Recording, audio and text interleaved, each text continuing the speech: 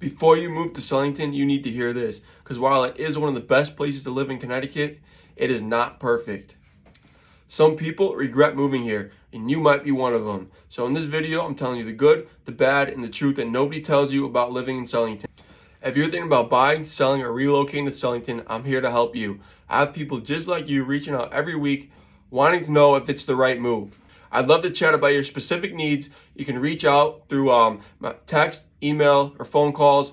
Check the description for the email and the phone number. And I'd love to talk, love to help you. All right, guys, so pro number one is that Southington is in central Connecticut. There's a bunch of highways running through Southington.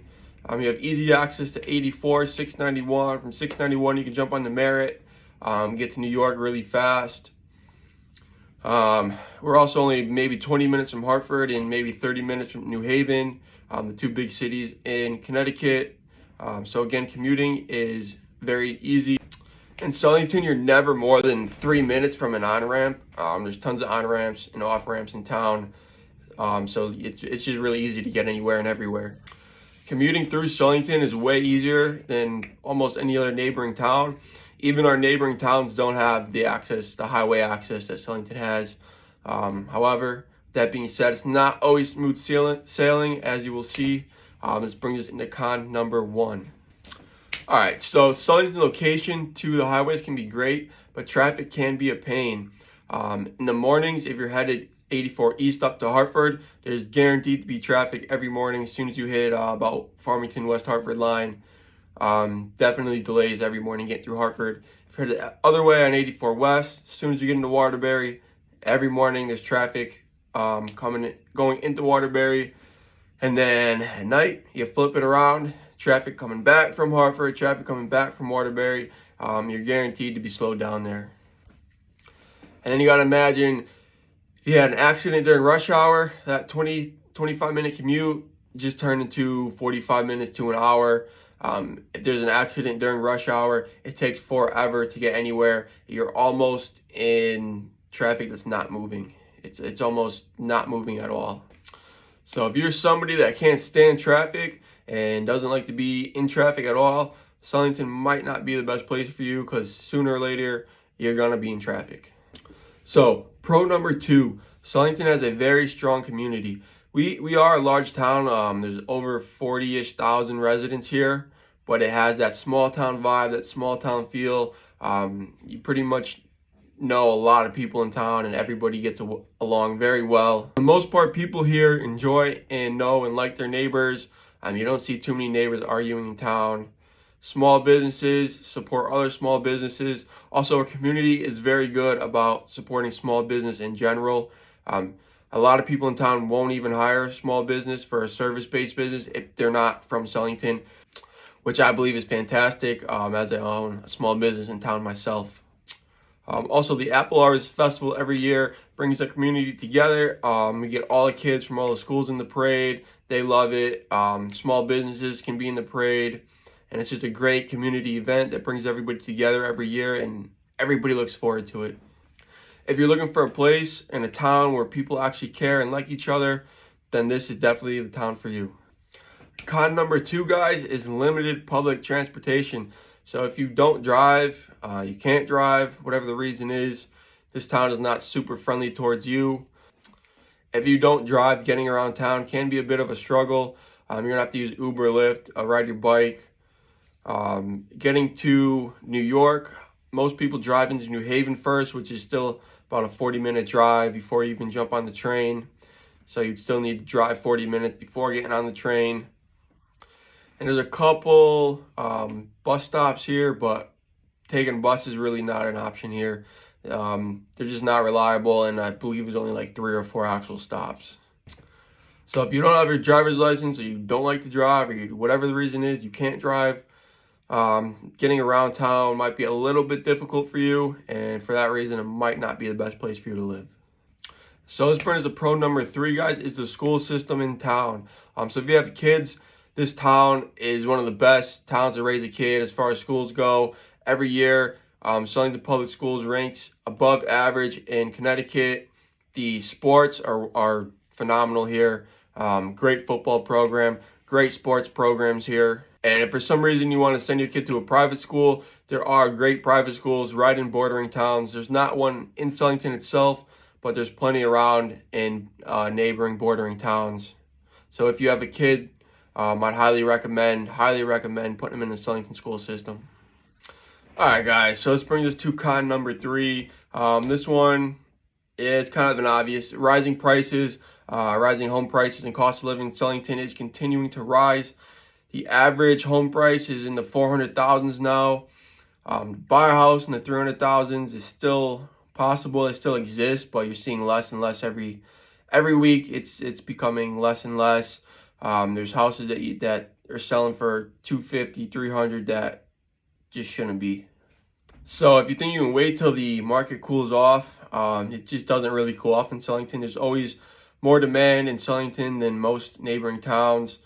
Demand is always high here, and the prices, they just kind of stay high. All right, so pro number 4 is the outdoor activities that Southington offers. If you love outdoor activities, Southington has something to offer you, I promise. So start in the winter, Mount Southington. They stay open. They try to open in the middle of December. Usually try to stay open.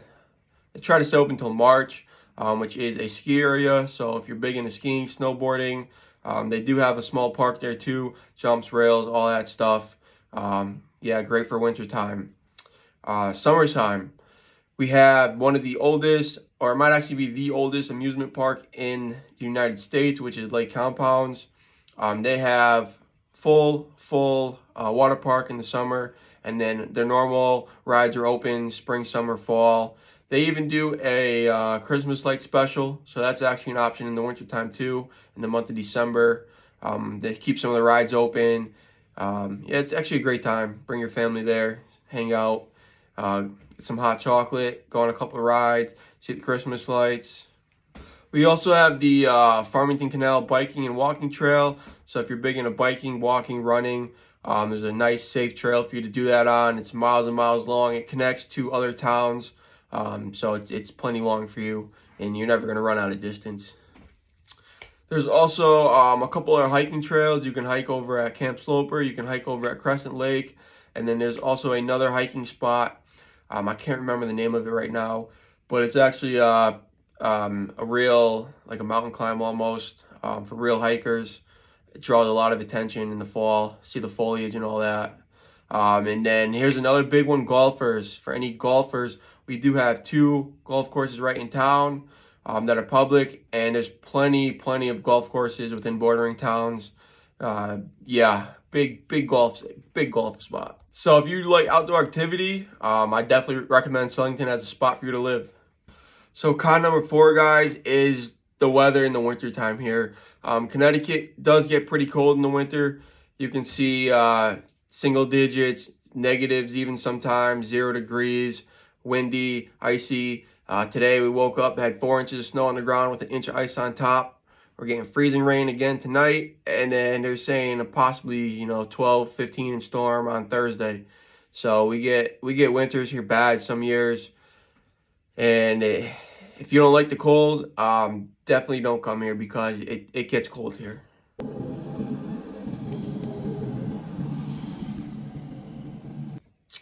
And if you do like the cold and you don't like the heat, the summers can get hot here too. So we see upper 90s, 100 degrees in the summertime. You'll see heat waves that last 3, 4, 5 days. So yeah, if you don't like the cold, don't come here. If you don't like the heat, I wouldn't come here either because we get both. Pretty extreme. It doesn't last forever, but we do get both. So then another thing I wanted to mention too is the heat is a very humid heat here. It's very humid. It's not a dry heat. So if you have 95 degrees and high humidity, it's just miserable to be outside. A lot of older people actually have a hard time breathing. So for that reason, if you're not good in the heat, yeah, this might not be a place for you to live either. Pro number 5, guys, is the dining and shopping in town. So Southington is well known for having every restaurant you could possibly think of.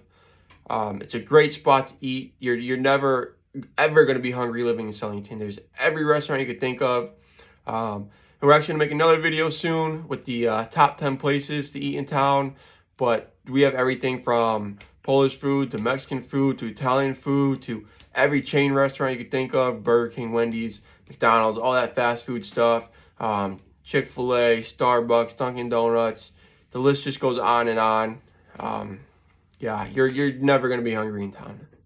And as far as shopping going, there's a bunch of, small mom and pop shops downtown to every big name brand store right on Queen Street. Again, there's just everything you need here. So for anybody that loves amazing dining or just convenience of having food right at your fingertips, this is definitely a place for you to live. And then finally, con number 5 is the higher property taxes. So Southington is not the worst. There are surrounding towns that are worse, but it's still pretty high. So compared to half of the surrounding towns, you're going to pay more in yearly property taxes, especially with the rate at which Southington's home value is increasing. The taxes is also increasing. So that's something to think about. So that will just about wrap us up, guys. And I just want to say this: the number one mistake most people make is not making the move fast enough when they find a house. They don't believe how aggressive this market still is, and how fast you actually do need to move. So again, I help people just like you every week with their move, buying, renting, selling, whatever it is, coming into town.